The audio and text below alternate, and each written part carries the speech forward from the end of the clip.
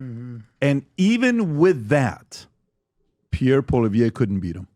That's what's the sad part. Well, you know why it's not sad? Because every time we invited Pierre, arrogant, pompous team, the only podcast he ever did is Jordan Peterson. Oh boy, have I been getting some flack for saying this, and today I feel vindicated.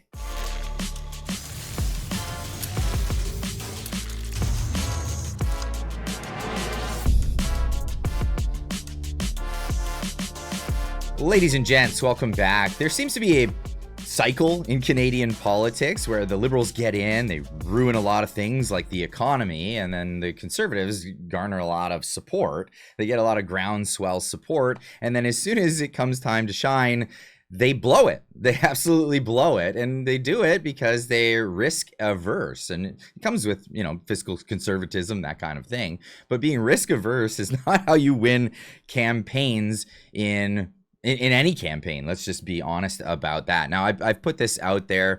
This has been an ongoing conversation on X and on YouTube here. I said, I miss the old common sense Pierre Poilievre. Ottawa public relations team took over, and I'm not sure if I like PR Poilievre. And I'm trying to throw out productive criticism. This is the idea here. I'm not against Pierre Poilievre. I like a lot of the things he said for a very long time, but it seems like right now, not really working out. It's not resonating with a lot of people. And of course, a lot of things have changed in the past few months with the tariffs coming from the United States, and a lot of people getting whipped up in this Trump derangement syndrome, which is largely an American political thing, but now has become a Canadian political thing. I still remember when the Liberals said, don't bring American-style politics to Canada. Well, they threw that out the window, and everyone's bringing American-style politics to Canada, except one guy, and that would be this guy. He's bringing very much a Canadian style of conservative politicking, and let's get into that. Now, right now, what went out there, what you saw in the intro here, was Patrick Bet-David. Now, he's arguably one of the largest podcasters on the planet. I mean, obviously, I think Joe Rogan is number one. There are a few others, but he's up there in, I would say, the top 5 around the world. And speaking about Pierre Poilievre, now in American news, the only thing that we've heard about Pierre Poilievre recently was people praising him. That Apple video went viral. We'll talk about that in a bit here. But right now, he's getting railed on for not taking the opportunity and not jumping on it. Now, I tweeted this out. I said, you know what? Forget it. This time I am going to say I told you so, because I've been talking about this. There is a cycle in Canadian politics when it comes to the Conservatives. They garner some popularity, possibly, with the way it went this time was during the Conservative campaign for the leadership race. And of course, Pierre Poilievre came out shining. He was saying all the right things. He was saying all the things that Canadians had a concern about. And of course, that resonated with a lot of people. And this is why a lot of people rallied towards that. Now, things have changed. And the Liberals, getting rid of Trudeau, are now talking about a lot of the same issues, and Conservatives will say, well, they stole our platform. Well, if that's all it took, I mean, you weren't really a winning team then at that point, were you? But here's the thing, it becomes risk averse, and the Conservatives have done this over and over again, whether it was Scheer or O'Toole. Then they try to appeal to Liberal voters instead of just appealing to the sentiment. They're not appealing to the sentiment. They talk to their PR team, and the PR team says Liberal voters think this. Well, is that what Canadians think? Instead of thinking about what Canadians think, they go towards the strategy. And I'll tell you what, it's been a losing strategy, and it's losing this time as well. There's arguments to say that this is just an anomaly. This isn't really happening. But when all the polls are going in this direction, I tend to shy away from that idea that possibly, and not only that, the sentiment that was coming from Liberal voters in different ridings across Eastern Canada were telling their MPs, they were saying specifically this: we love to vote for you because we liked you in our riding, Liberal MP, but Justin Trudeau is the leader, and we won't vote for you as long as Justin Trudeau is the leader. Well, it looks like Justin Trudeau won't be the leader. Doesn't matter who is the leader at that point because they're switching their vote. Now, this is coming into play with the current times, what's happening right now. Now, the Free Press put this one out. Rupa Subramanya wrote this article saying, will Trump's tariffs rob victory from Canada's Conservatives? This is a great question. Is this something that might happen? Now, this is a part of the article that I posted on X because I think this is absolutely on point. Eric Kaufman is a professor of politics at the University of Buckingham. He argues that Poilievre's reluctance to mimic Trump reflects on the fact that Canadian conservatism has always been very wet, with conservative politicians reluctant to challenge the progressive consensus on culture and identity. Poilievre only takes a stand on social issues like DEI and immigration when there's already overwhelming momentum in the press. Well, guess what? The Liberals have been doing that as well. He still plays within the safe sandbox of talking about economics issues, which is permitted for conservative politicians in Canada. That's right. He's just sticking with what is allowed and what is a thing. Now, Patrick Bet-David here is saying, no, this is what you need to do. You need to take risks and get out there. Get your face on cameras. Get your face out there so people know who you are, not just simply the talking points or the, as a lot of people have been railing about, just the sloganeering. It's not going to win you an election. Real ideas are what's going on. Here's what he had to say. Here's what's funny. Think about who, as a world leader, has a shittier resume than him and a worse approval rating. The fact that people are done with him. Mm-hmm. And even with that, Pierre Poilievre couldn't beat him. That's what's the sad part. Well, you know why it's not sad? Because every time we invited Pierre, arrogant, pompous team, the only podcast he ever did is Jordan Peterson. So let me get this straight. You saw Millet win because he went everywhere. You saw Bukele win, he went everywhere. You saw Trump win because he went everywhere. You saw Bobby win because he went everywhere. You saw Vivek become a superstar because he went everywhere. And you don't, you deserve losing. And you didn't win. And I said that to Canadians who love him. The candidate you adore and admire and love doesn't want to work. God forbid he has to cross the border and go talk to other borders to bring attention. God forbid too much travel time. He's got to eat his apple.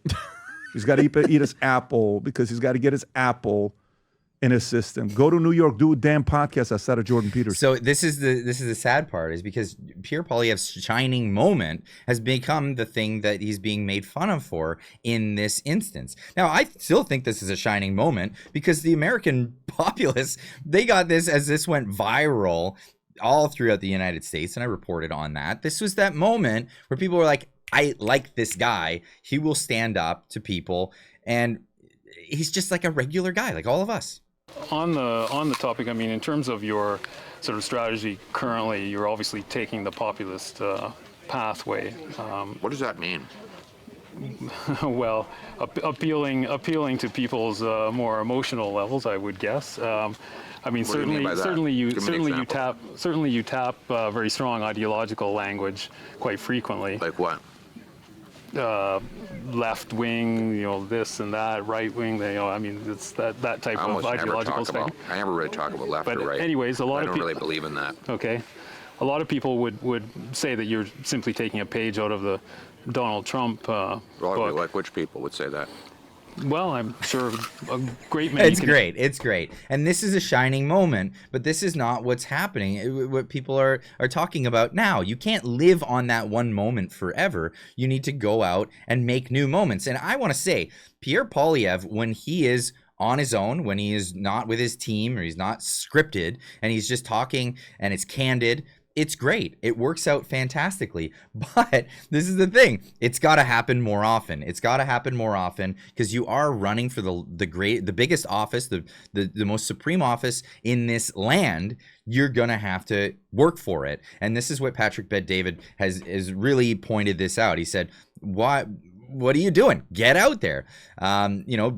Baron Trump told Donald Trump that you should get out there on all the podcasts, and it was largely the winning strategy. He knows this. They all know this.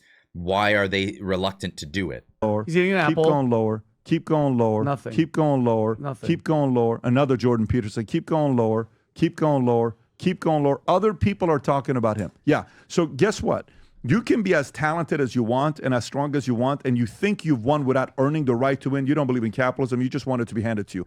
I'm sorry, Canadians. You need a better candidate that's willing to work their asses off to make Canada great again. And this guy didn't want to work. I watched him give messages. I'm like, what a great message. Get your ass in front of cameras. Didn't want to do it. Go talk to people. Pierre Poilievre campaigned the same exact way as Kamala Harris did. When it comes down to campaigning, not policies, he is Kamala Harris. Oof. Pierre, your hero that you guys wanted, does not want to work. I hope Canadians see this and send it around and blast him and encourage him to go talk to the biggest podcast in Canada. He's not too good for podcasts in Canada. He's only talking to Jordan Peterson. Go talk to the people. You say you want to be a man of the people? Go be the man of the people. That's what Millet did. That's what others did. Locked up behind camera just talking to Jordan Peterson and mainstream type of people. This is 2025. A 78-year-old man did laps around you. And he went and took it from the other guys with all the games they played. You just want to sit there, play easy. Very disappointed. The reason why I'm disappointed is because I love the people of Canada. Mm-hmm. We have so many great friends in Canada. I have so many memories of going to Canada, going to Lake Louise, staying at the Chateau Fairmont Hotel in Lake Louise, or going to Banff, or going to... Okay, so he's got lots of great memories of Canada. Let's move on. This is the reality. Now, Candace Malcolm, obviously, she got in the replies and said, he joined my podcast a few weeks ago, and all credit to Candace Malcolm. She's got a great thing going on with Juno News. It's now called Juno News. It was previously True North News. True North still exists, but this new rebrand. Now, I was on that actually a couple of days ago as well. But looking at this, Pierre Poilievre has been a frequent on this podcast for a lot of years with Andrew Lawton, which incidentally is also a running mate with Pierre Poilievre at the moment, as he's running for office as a Conservative MP. He's kind of stepped away from True North News at the moment. So not the best example, because this is obviously friendly territory. Get out there. Get out there. It doesn't have to be adversarial territory by any means, but it should be just getting out there more and getting on more of the podcast. And, you know, I have put it out there to Pierre Poilievre, his team. I've put it out there to members of parliament and candidates that I talk to. Get on the podcast. Come on over. The invite is obviously always open, but, you know, with the way we do things, it would probably be myself and Marty having him on.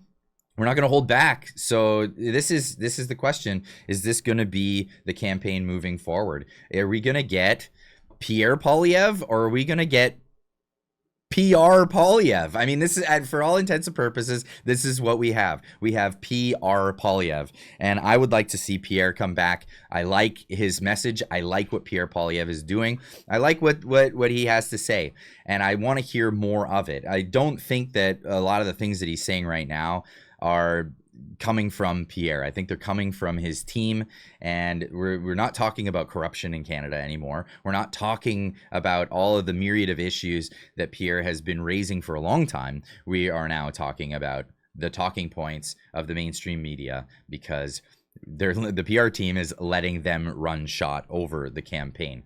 Now, that being said, they'll say, I get this all the time, it's not a campaign yet. It is a campaign, and it has been for months. Get over that. It's a campaign. It doesn't matter when they drop the writ. It is a campaign. Let me know what you think in the comment section down below. Try not to use too many obscenities, because I know people are pretty angry about this issue, and I'd love to hear what you have to say. No matter what it is, try to keep the obscenities to a minimum in the chat and in the comments down below. But I'd love to hear it. We'll see you next one. Keep on trucking.